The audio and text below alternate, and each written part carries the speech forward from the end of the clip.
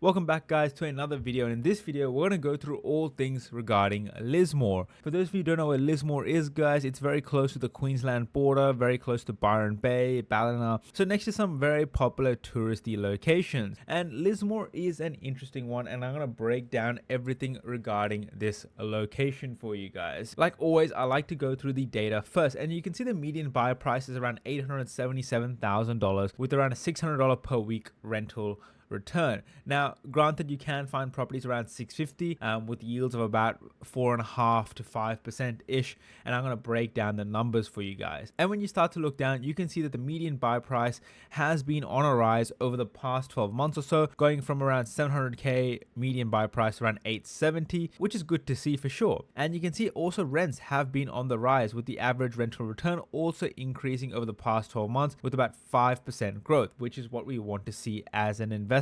Now, once again, as I said, yields are on the lower side on the median level, but when you're looking as an investor, we're looking around the 4.5% yield. And we start to scroll down, you can see that the new stock on market has been pretty steady. In recent months, it has dropped with only 2 months of inventory stock, and it is falling at the moment, which is what we want to see as an investor.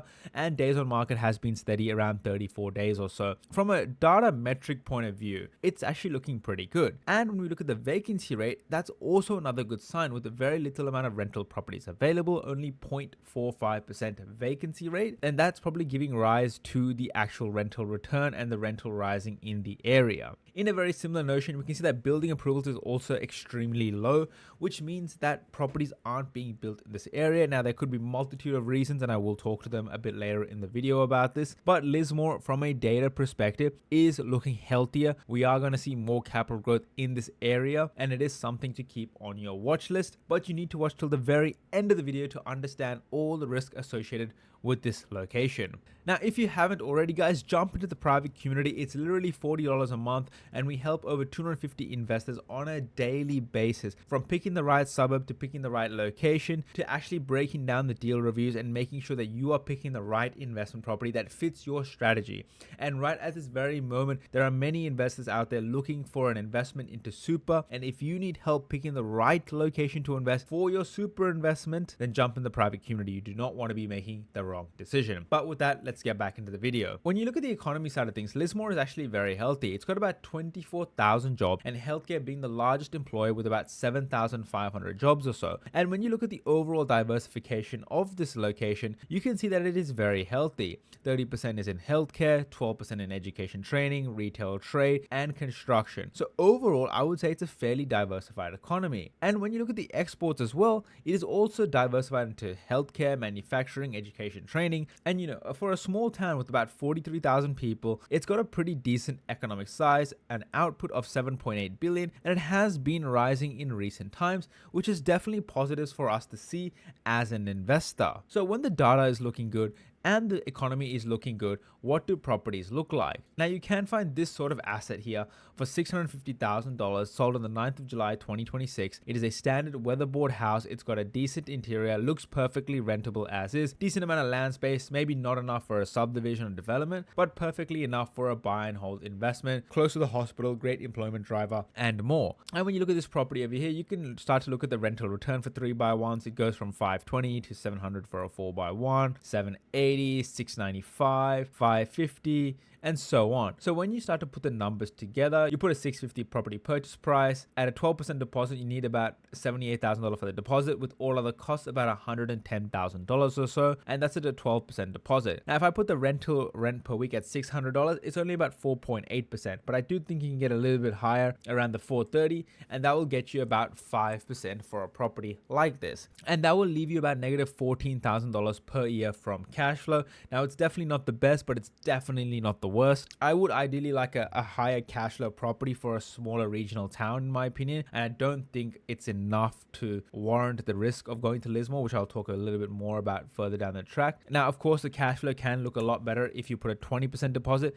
It brings it down to negative $10,000 per year, which is far more manageable from an investment lens perspective. But throughout this video, I have said there are some risks associated with Lismore. Now, for those of you who don't know, small regional towns in general can be exposed to major flooding risk, and Lismore is exactly one of those locations. And if you're wondering what I'm talking about, the risk is that when you look at the historical price growth of Lismore, you can see that it had went through a steep rise in 2021, but it went through a massive downturn in 2022 to about 2023. And when you look at the economy, you can see it's diversified. So it's not like it's a mining town that went boom and bust. And what went wrong was that Lismore had major flooding back in 2022. In fact, it has continued flooding over the many years it has been around. And all you have to do is look at Lismore 2022 floods, and you can see the amount of articles available to read through where it had massive amounts of rainfall, which led to record levels of flooding and damage to the Lismore area. And I highly recommend you read this in your own time. And so when you start to look at the flood maps of Lismore, you can see that a large parts of it, I'd say almost 1/3 of the location, is essentially in a flood zone.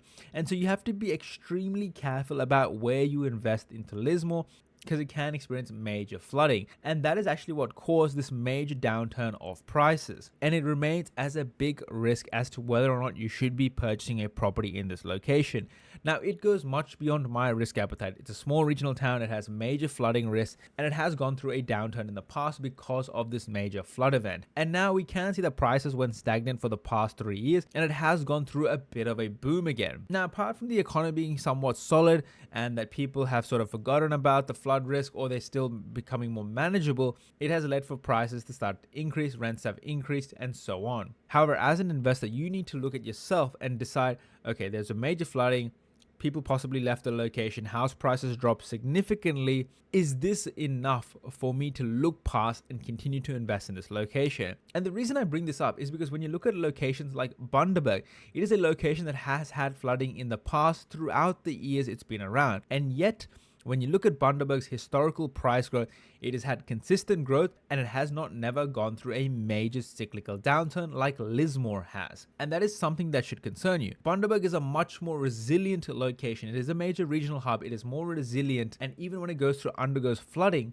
it is not that major to the point where people leave the location and house prices start to drop. And so you can look past that risk. It's not only Bundaberg, for example. And some of you might complain because Bundaberg is a major regional hub, people won't consider it. In terms of size, let's look at Shepparton. It's in between Lismore and Bundaberg. And Shepparton is known for flooding as well. Yet when you look at the historical price growth of Shepparton, once again, it hasn't gone through major downturns after a major flood event. I think it had a similar flood event in 2022, I believe, from the top of my head. I could be wrong, but double check that. But it also hasn't gone through major downturns, which is important as an investor for us to look at and compare. Because why has Lismore gone through a major flood event, gone down in price? Shepparton hasn't, Bundaberg hasn't, Townsville hasn't, Rockhampton hasn't. Why Lismore? And you have to understand whether that fits to your risk appetite or not. Now, personally for me, it doesn't. And so while Lismore has a lot of things going for it, it's close to tourist location, it's an economically diverse location for such a small town, it's got relatively affordable price points, decent yields, prices are going up at the moment, does it make sense